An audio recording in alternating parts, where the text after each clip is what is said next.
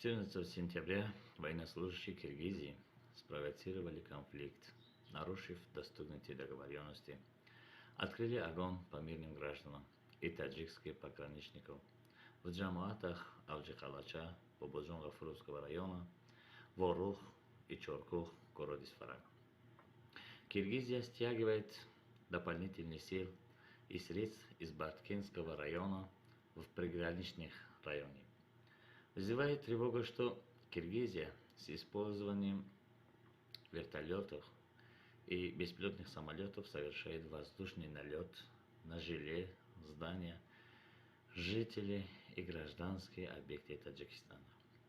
Республика Таджикистан является сторонником восстановления мира и стабильности со всеми, в том числе соседями, и предлагает все необходимые усилия для проведения переговоров и решения конфликта дипломатическим путем.